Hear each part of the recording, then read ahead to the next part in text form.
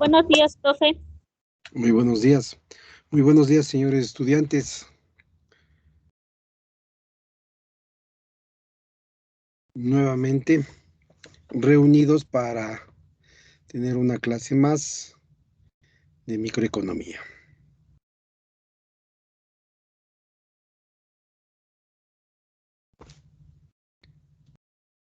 Bien, eh, esperemos unos minutitos para que se integren el resto de compañeros. Les doy la bienvenida y muchas gracias por esa puntualidad a los estudiantes que están ya dentro del aula.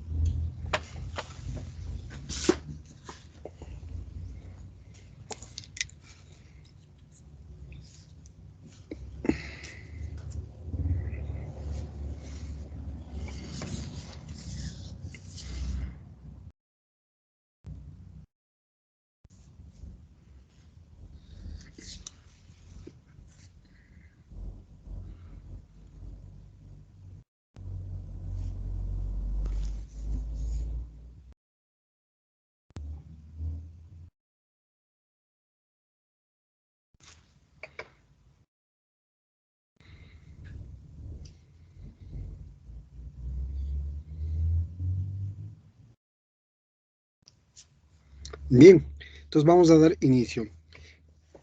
Si alguien me pudiera colaborar, la clase anterior, ¿qué temas abordamos?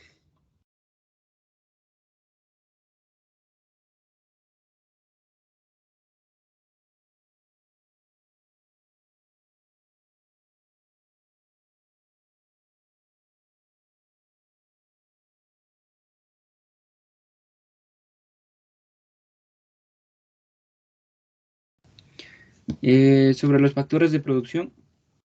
Ya, perfecto. Llegamos hasta la parte del análisis de los factores de la producción. Sí, los factores de la producción es tierra, capital, trabajo y tecnología. Bien, me van a permitir compartir información para poder continuar con la clase.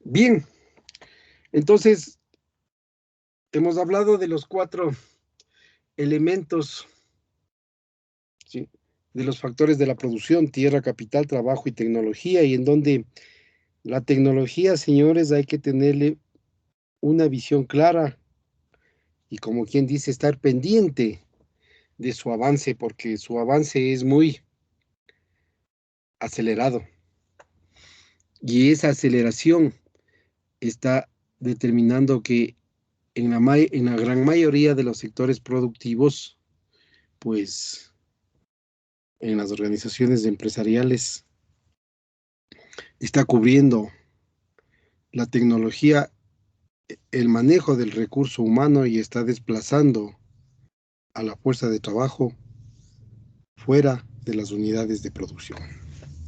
Bien, ahora vamos a hablar sobre las formas de organización económica o sistema económico. En toda economía va a existir problemas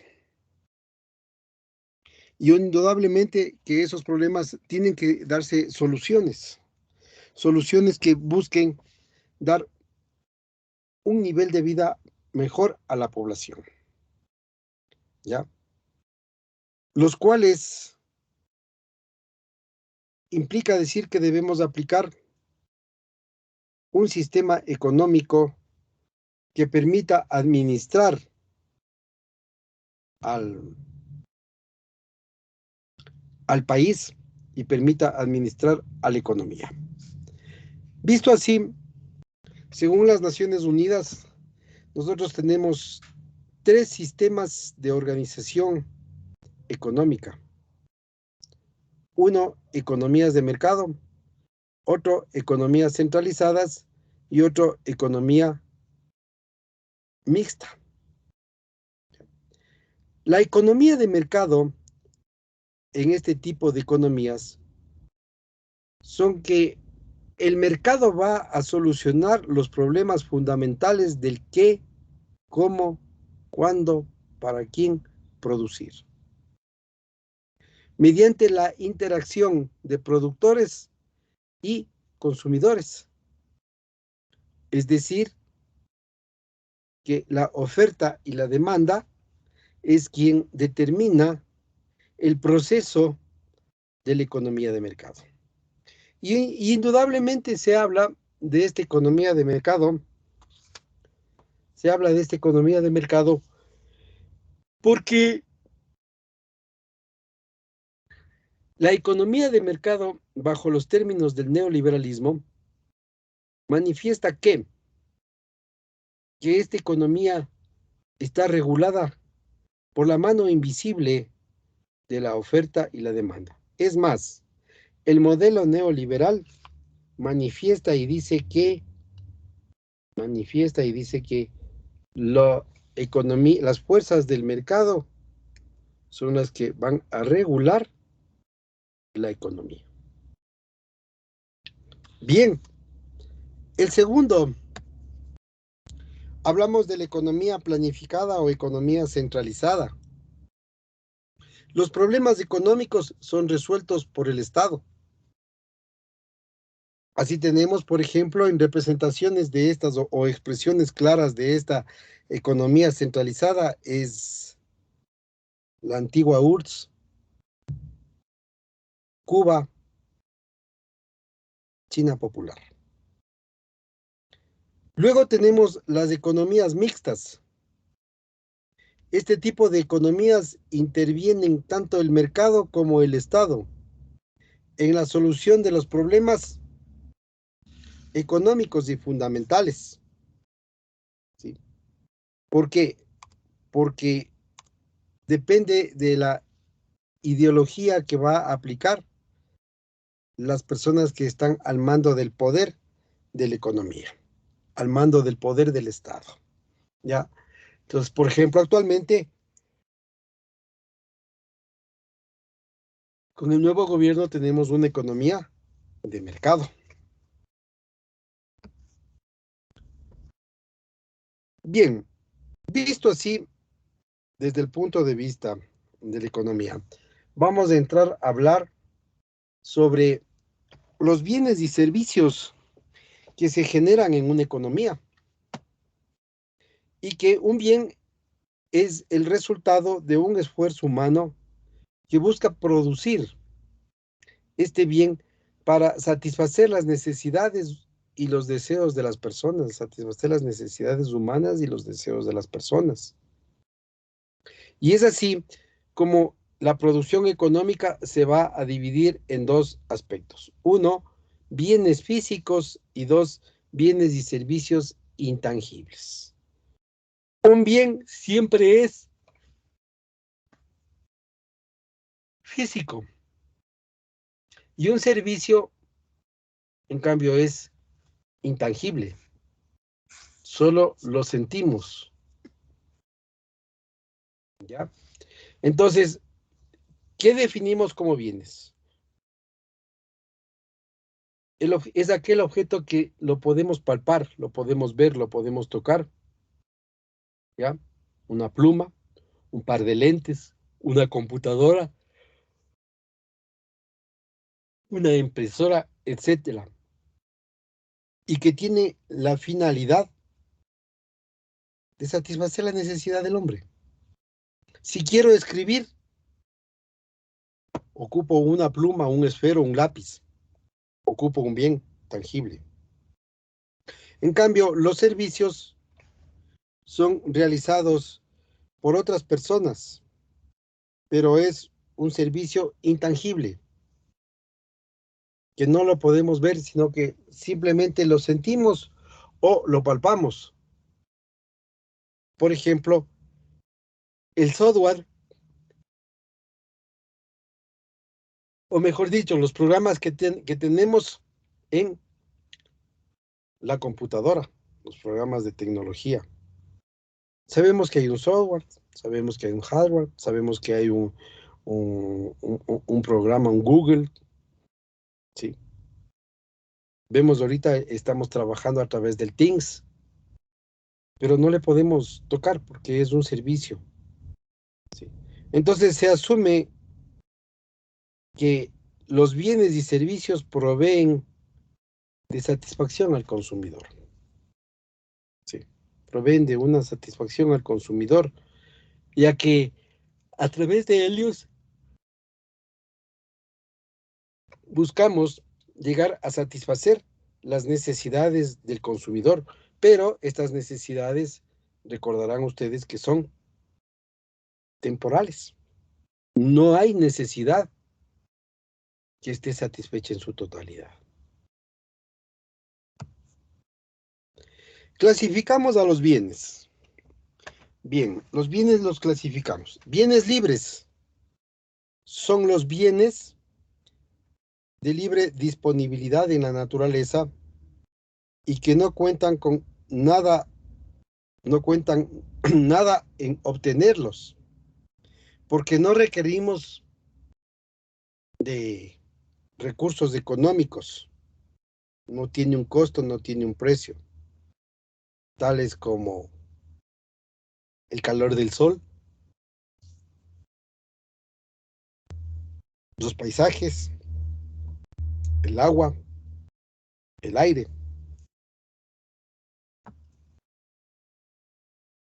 Luego tenemos la segunda clasificación, los bienes económicos, aquellos que tienen un costo para producirlos y un costo para adquirirlos, como por ejemplo los alimentos, la vestimenta, la vivienda, los muebles, los enseres, las maquinarias, etcétera.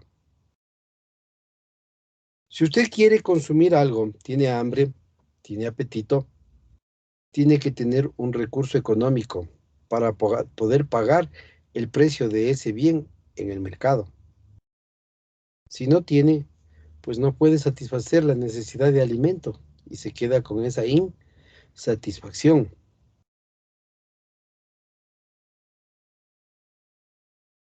Estos bienes económicos están directamente relacionados con el precio,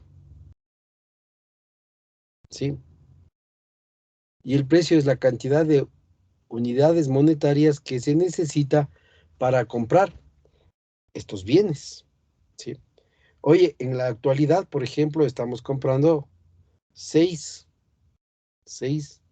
manzanas por $1, ¿ya? 6 manzanas por $1.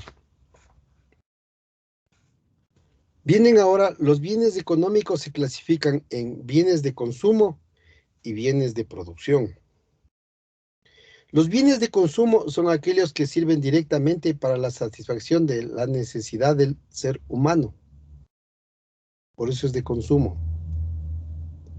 Y este bien de consumo es de carácter inmediato y es un bien de consumo no, digamos, un bien de consumo que no genera grado de satisfacción tardía, sino más bien un grado de satisfacción inmediata. Pero al momento que se genera ese grado de satisfacción inmediata, tiende a desaparecer el bien de consumo y más tarde vuelve a aparecer las necesidades, ¿sí? Entonces, por ejemplo, hablamos un bien de consumo, ejemplo, una manzana. Si usted se come la manzana en el desayuno, tipo 10, 11 de la mañana, usted está pidiendo o solicitando otro bien de consumo, ¿ya? Entonces, los bienes de consumo son inmediatos. Bienes de producción son aquellos que sirven para producir otros bienes, sean estos de consumo o sean estos de producción. Por ejemplo, una máquina fundidora de acero, ¿ya? Esta máquina fundidora de acero cumple un objetivo: generar piezas y partes metálicas para el consumo humano. Entonces, si vamos a poner una puerta en la casa, compro metal, planchas de metal, compro ángulos y compro tubo cuadrado. Hacemos la puerta, le contrachapamos y lo ponemos en la casa. Bien, también tenemos bienes en función a la utilidad y se clasifican en bienes primarios y bienes secundarios. El bien primario es aquel tipo de bien que son necesarios e inclusive indispensables para la supervivencia de la especie humana. Y se les conoce como bienes de primera necesidad. Ejemplo, el alimento, ejemplo, la medicina, ejemplo, el dormir y descansar, ejemplo, el adquirir ropa, ¿ya? El tomar agua, ¿ya? Si usted no toma agua dentro de 5 días, puede estar muriendo. Tiene un problema fisiológico. Bien, ahora hablamos de los bienes secundarios. Aquellos bienes que no son necesarios para poder vivir el ser humano, pero que sí son indispensables para brindar comodidad. Se conoce también como bienes de lujo o suntuarios. Por ejemplo, electrodomésticos, por ejemplo, joyas, por ejemplo, agua caliente, ¿ya? Agua caliente para que se dé un baño, un duchazo a las 5 de la mañana, ¿ya?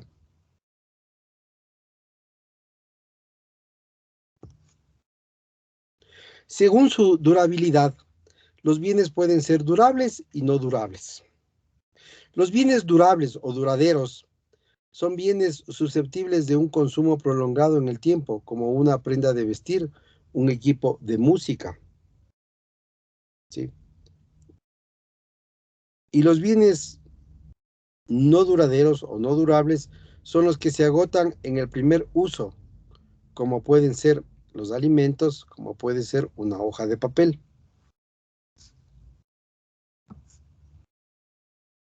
Los bienes de acuerdo a su función.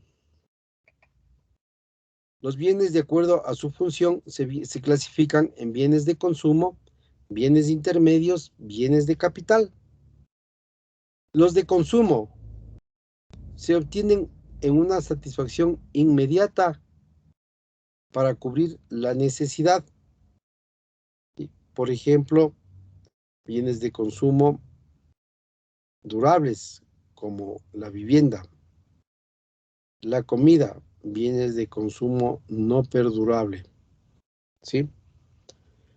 Hablamos ahora de los bienes intermedios. Son aquellos bienes cuya transformación se obtienen de otros bienes de consumo o de capital. Ejemplo, pueden ser los tablones de madera que se emplean en la elaboración de muebles. ¿Sí? Ese es un bien intermedio. Por ejemplo, la harina es un bien intermedio. Para el productor de harina es un bien final, pero para el panificador es un bien intermedio porque es un insumo que necesita todavía procesos para poderlo consumir. ¿Sí? Bienes de capital también se llaman bienes de producción o de equipo. ¿Sí?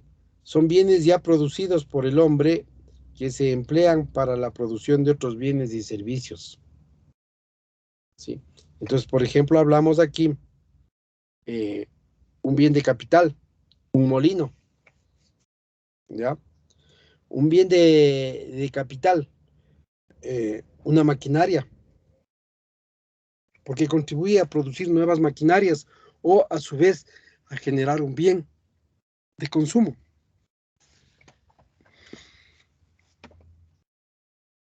Si hablamos, por ejemplo, bajo la óptica de una empresa, los bienes de capital son los edificios, maquinarias, herramientas, muebles, ordenadores.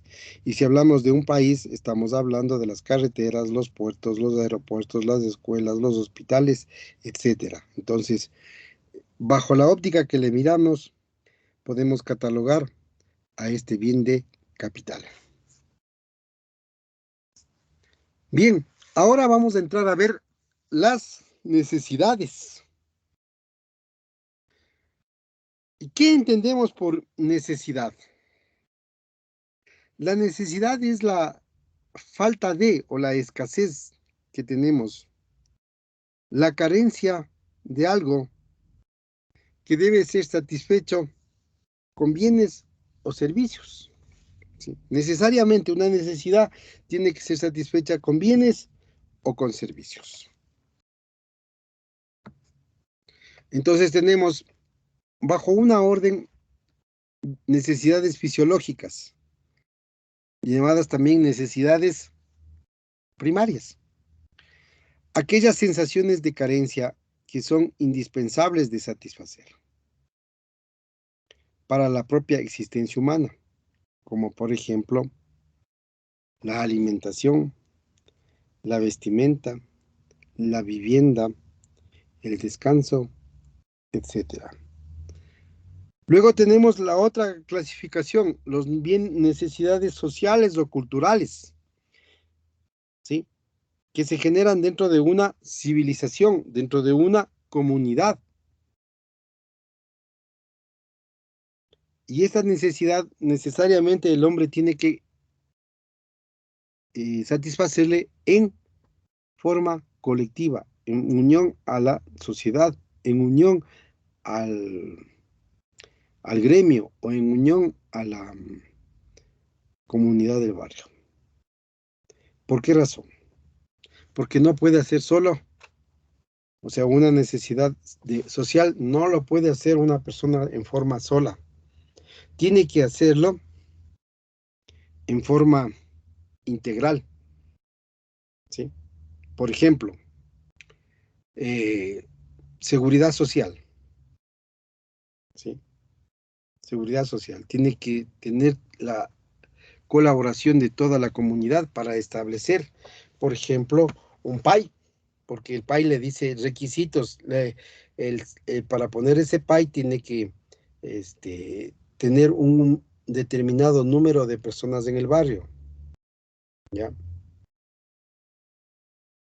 Una escuela o un colegio tiene que tener alto nivel de inversión para poder ejecutar el desarrollo de la escuela o del colegio, pero eso significa altos niveles de inversión, ¿ya? La práctica de deportes o el arte tiene que ser en conjunto. El arte, por ejemplo, queremos pintar una persona. Necesito a esa persona que esté como modelo para sacar adelante esta obra del arte. Características de las necesidades. Bien, las necesidades son ilimitadas en su número, en su capacidad. O sea, nunca una necesidad es satisfecha en su totalidad.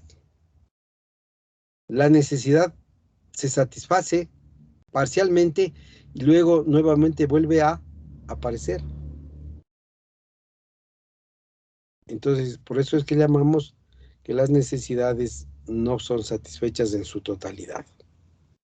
2, son recurrentes porque en el curso del tiempo las necesidades vuelven a aparecer, ¿sí? Las necesidades vuelven a aparecer a través del tiempo, ¿ya?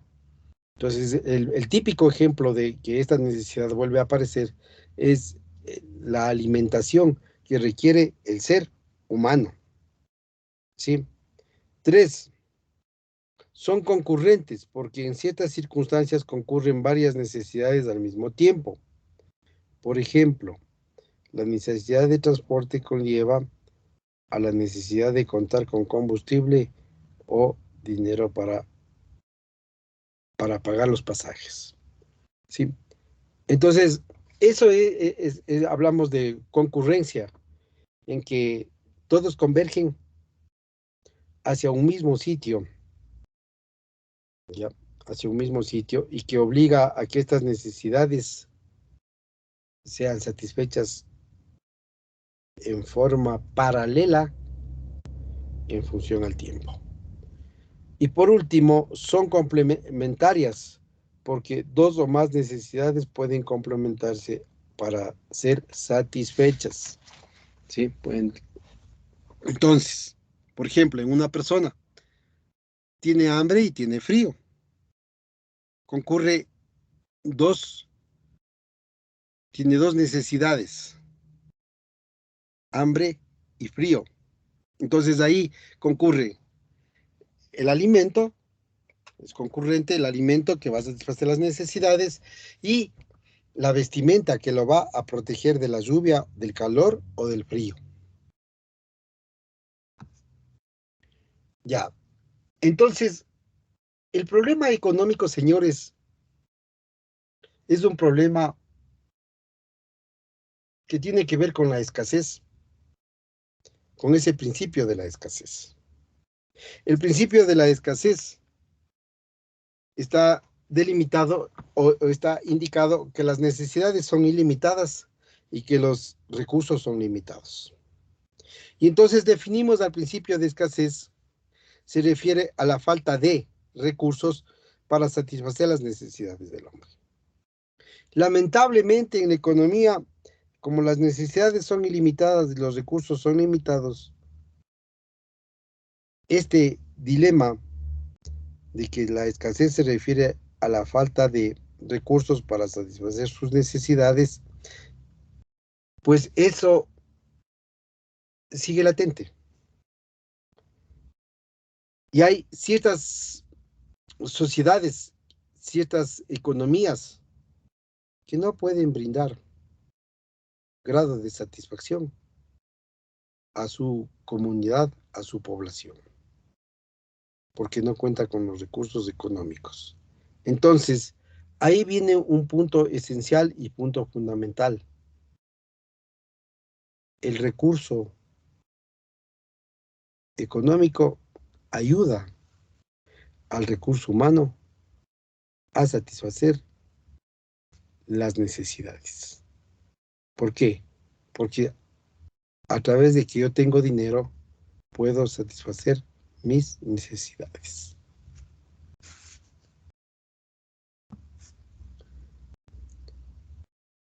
Ya, entonces, este problema económico delimita el qué producir, cómo producir, de dónde producir y para quién producir. La economía se plantea estos lineamientos con la finalidad de poder llegar a establecer un sistema o una metodología del qué, cómo, cuándo, dónde y por qué producir para llegar a delinear ciertos términos económicos que busquen una equidad de la población.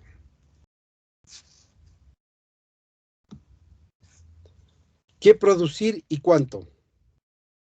¿Qué bienes y qué servicios y en qué cantidades se debe producir? La empresa debe ver cuáles son las cantidades y los bienes que deben producir, pero estas cantidades y estos bienes que deben producir están directamente relacionados con los recursos que posee la economía. Por ejemplo, un recurso que posee la economía es el recurso que le genere mayores niveles de ingreso, es decir, mayores niveles de ingreso de divisas por la venta de este producto en el exterior. Ese es un recurso, digamos, claro, es un recurso que cuenta la economía, ¿sí? Un recurso que cuenta la economía. Este recurso que cuenta la economía se llama en términos económicos las ventajas comparativas que tiene esa economía sobre el resto de las economías. Y con esa ventaja comparativa que tiene la economía sobre el resto de las economías, entonces tenemos que plantear el qué debemos producir. En nuestro caso, como economía ecuatoriana, vea, tenemos ventajas comparativas en que en la producción agrícola, la producción de banano y cacao. En la producción minera, la producción de petróleo, gas, ¿sí? Entonces, ese es el punto esencial de la economía cuando hablamos nosotros del qué producir. El cómo producir. Cómo producir los bienes y servicios definidos se refiere a la técnica que debemos adoptar para producir, para combinar los factores de la producción y lograr un nivel óptimo de producción. ¿Sí? Lograr un nivel óptimo de producción. Entonces, si yo utilizo una tecnología basada en el uso de la mano de obra, mi producción va a ser más lenta. Esa lentitud también puede estar compensada porque es una producción de calidad. Ejemplo de estos, de los que producir la técnica, es, por ejemplo, la Chevrolet. Ella utiliza el 75% producción del vehículo a través de robots y el 25% es el manejo del vehículo, es decir, las piezas y partes para ensamblar este vehículo. Ahora, ¿qué, qué esta técnica pues genera costos? Cuando la técnica se basa en términos, cuando la técnica se basa en términos de uso de la mano de obra a nivel alto, pues los costos son más bajos que la técnica de utilizar maquinaria y equipo, porque la utilización de la maquinaria y equipo genera nuevos niveles de inversión. Luego, ¿para quién producir? ¿Para quién está destinada la producción? ¿A dónde vamos a dirigir nuestra producción de los bienes y servicios? ¿Ya? Entonces, vean, señores, hay que decir algo muy lamentable, ¿no? El para quién producir. En la economía, la dirección de la producción se está delineando en función a los recursos económicos que tiene un país o una economía. Por ejemplo, en Europa, los agentes económicos poseen altos niveles de ingreso y eso lo hace posible de que pueda importar o pueda desarrollar actividades de producción a altos costos dirigidos para esa sociedad europea. Entonces, ahí vemos, por ejemplo, que usted ve en Europa encuentra un vehículo de alto costo, Lamborghini, por ejemplo, Lamborghini, que cuesta 3.6 millones de euros, una belleza de vehículo. Pero ese vehículo es solo comprado o adquirido por quien tiene un alto nivel de ingreso. 3.6 millones de euros es un volumen terrible de dinero. Y asimismo, por ejemplo, en el caso ecuatoriano o en el caso de América Latina, ¿qué vehículos preparan o qué vehículos nos ofertan? Nos ofertan un Chevrolet Gran Vitara SZ, nos ofertan vehículos pequeños como el Sail, ¿sí? Entonces, esos dos vehículos están dirigidos hacia la producción, digamos, hacia el nivel de ingresos que tiene la sociedad. Y eso nunca va a cambiar, ¿sí? Entonces, aquí la sociedad nuestra, como tiene ingresos medios e ingresos bajos, ofertamos un producto que alcance el bolsillo del consumidor, ¿sí? Que alcance el bolsillo del consumidor. En este sentido, en cambio, si hablamos de América Latina, aquí en América Latina se produce los vehículos término menos que medio. Entonces te encuentra un vehículo, el Gran Vitara SZ en $25,000, ya de segunda mano, ¿no? El Chevrolet Sail, la Toyota Spark, etcétera, ¿sí? Ahí estamos justificando eh, de, para quién debemos producir. Bien, ahora, estas preguntas se afianzan dentro de un contexto, hablemos así, de la economía. Se afianzan en que participan directamente en la economía bajo denominaciones de agentes económicos. Los agentes económicos son, por ejemplo, la familia o economías domésticas, las empresas privadas o públicas, los gobiernos y el sector externo, ¿sí? Entonces son los 4 elementos que participan en el flujo circular de una economía.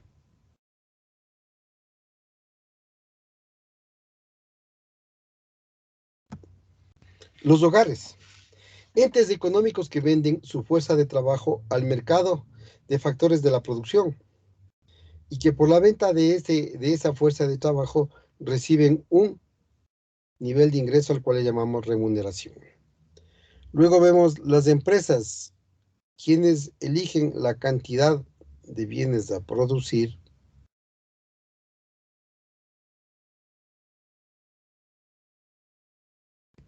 una cantidad de bienes a producir, ¿sí? Porque eso lo hacen en función a la evaluación del mercado. Luego tenemos los mercados de factores de la producción y los mercados de bienes y servicios. En los mercados de factores de la producción, las empresas lo que hacen es adquirir la mano de obra, ¿sí? A veces del capital a través del costo de la tasa de interés, y ellos son los que van a integrarse, adquieren los factores de la producción, tierra, capital, trabajo, se integran en la empresa y se genera un bien o un servicio. En cambio, los mercados de bienes y servicios es el mercado donde se oferta y se demanda un bien ya terminado, que está puesto a disposición de los consumidores. Entonces, bajo esta óptica hemos hablado de los agentes económicos que participan en el flujo circular de la economía, que son de dos categorías o clases. El uno, el flujo circular de la economía cerrada, y el otro, el flujo circular de la economía abierta. Entonces veamos. El flujo circular de la economía abierta, cerrada va a estar integrada por dos elementos, dos agentes económicos, las familias y las empresas. Y el flujo circular de la economía también va a estar integrado por dos mercados, el mercado de factores de la producción y el mercado de los bienes y servicios. Entonces, veamos qué es cómo participan estos agentes económicos en la economía. Tomemos del lado derecho la familia. La familia va al mercado de factores de producción y vende su fuerza de trabajo. Ejemplo, un panadero, un panificador va y vende su fuerza de trabajo en la panadería. Por la venta de esa fuerza de trabajo en la panadería, recibe un ingreso que lo lleva a su casa. A este ingreso le vamos a llamar sueldos y salarios o remuneraciones. Ahora, esta familia con ese dinero va al mercado de bienes y servicios y ejecuta un gasto. ¿Sí? Bienes y servicios y ejecuta un gasto. Y por ese gasto, pues, recibe un nivel de un bien o un servicio que lo compró y lo va llevando a su hogar. Ejemplo, tiene dinero porque vendió su fuerza de trabajo, tiene dinero, tiene ingresos y se va al mercado y se compra un par de zapatos. Horas más tarde, los zapatos llegan a su casa y ahí se cerró el ciclo económico de la economía cerrada, lado derecho. Vamos ahora al lado izquierdo. Las empresas. Las empresas, en cambio, van al mercado de bienes y servicios, y compran los factores de la producción y los llevan a la empresa. ¿Compran qué? La mano de obra, fundamentalmente, la mano de obra, el capital que requiere la empresa a través de un crédito, ¿sí? La tecnología que lo compran en el mercado y por último, la tierra, que es la infraestructura de desarrollo de la empresa. Por esta compra de los factores de producción, la empresa realiza un desembolso al cual llamamos salarios, rentas y beneficios. Salario cuando le pagan al trabajador, la renta cuando está ocupando un bien o un servicio y los beneficios cuando tiene un incremento, digamos un ingreso por actividades no permanentes. Luego, la empresa, por su parte, realiza la combinación de los factores de la producción y hace un bien o servicio y lo envía al mercado de bienes y servicios. En el mercado de bienes y servicios, pues vende y con esa venta tiene un ingreso que le va llevando a su empresa. Entonces, ahí terminamos lo que es el flujo circular de la economía cerrada. ¿Sí? Es un flujo circular de la economía cerrada. Ahora bien, entonces, En el flujo circular de la economía abierta, en cambio, tenemos que tener tres particularidades esenciales. Primero, participan 4 agentes. ¿Cuáles? La empresa, la familia, el gobierno y el resto del mundo. ¿Sí? Las economías externas. Ahora, ¿qué función cumplen? Aquí ya tenemos 3 mercados. Mercados de bienes y servicios, mercados de factores de la producción y mercados financieros. Cada uno de ellos cumple una función. Pero ya en esta economía abierta, el mercado financiero es el que cumple mayor participación para obtener mayores niveles de renta o ingresos de la empresa. Sí, en este caso el banco. Ya. Ahora, veamos qué es lo que sucede aquí. El mercado financiero otorga créditos al gobierno. El gobierno puede tener 2 ingresos, ingresos por préstamos del gobierno e ingresos por impuestos, tarifas y aranceles. Y con estos ingresos genera un gasto que se llama compras del gobierno de bienes y servicios. ¿Ya? También el mercado financiero otorga crédito al resto del mundo y a las empresas.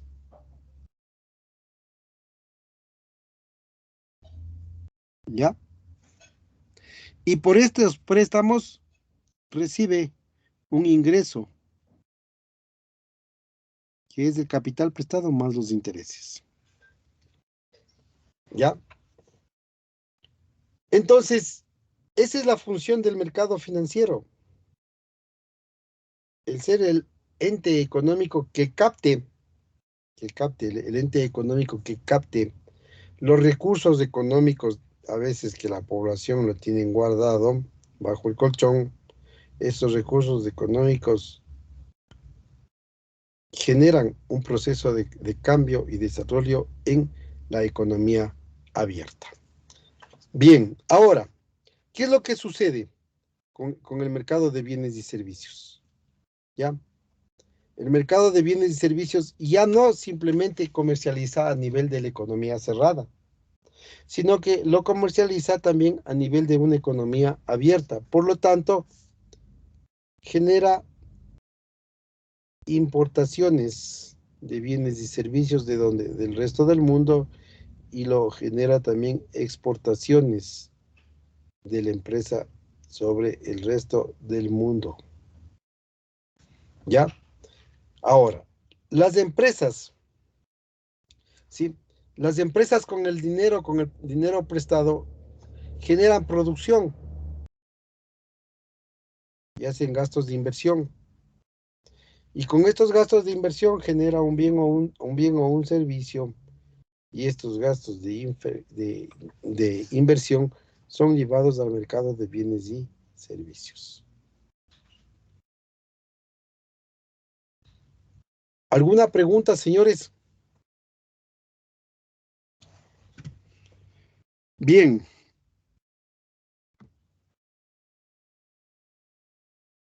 Hablamos ahora de precios absolutos y precios relativos. Los precios absolutos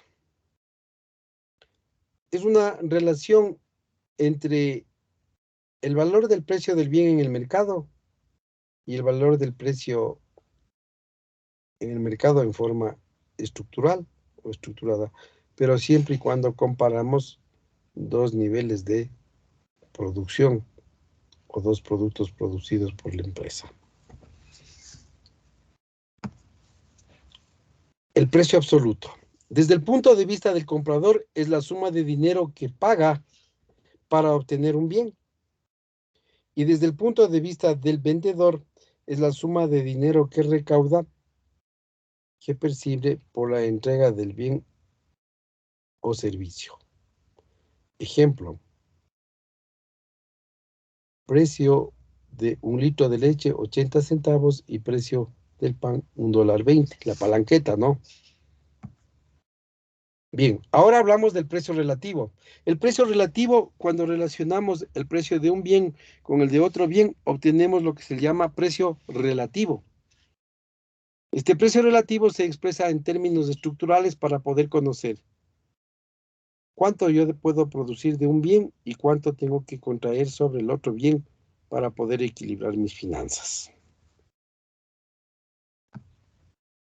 ¿Ya?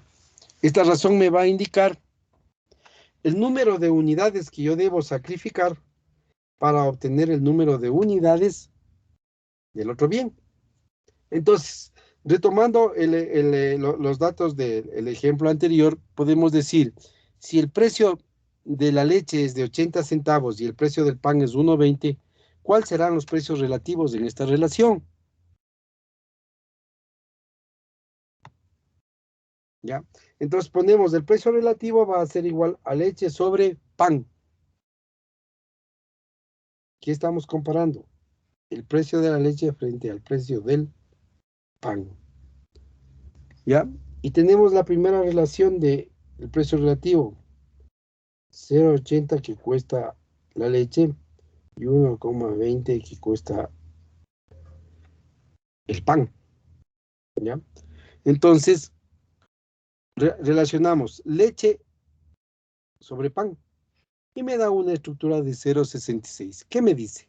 El precio relativo de la leche respecto del pan quiere decir que la economía debe sacrificar el 66% de dejar de consumir pan para incrementar la productividad de leche. Vamos ahora al precio relativo a la inversa. Esto quiere decir 1,20 el pan sobre 0,80 la leche. Y tenemos que me sale una relación de 1,50%. ¿Qué quiere decir esto? Que el precio relativo del pan con respecto a la leche debe ser que el 150% o 1,15 debemos sacrificar de dejar de consumir 150 unidades de leche o el 150% de litros de leche para comprar y consumir una unidad adicional de pan. Bien, entonces hemos analizado, en términos generales, hemos analizado el día de hoy las organizaciones de los sectores económicos dados por las Naciones Unidas. Hemos analizado el precio absoluto, el precio relativo, ¿sí? Hemos analizado lo que es bienes, hemos analizado lo que es necesidades. ¿Hay alguna inquietud o alguna pregunta al respecto?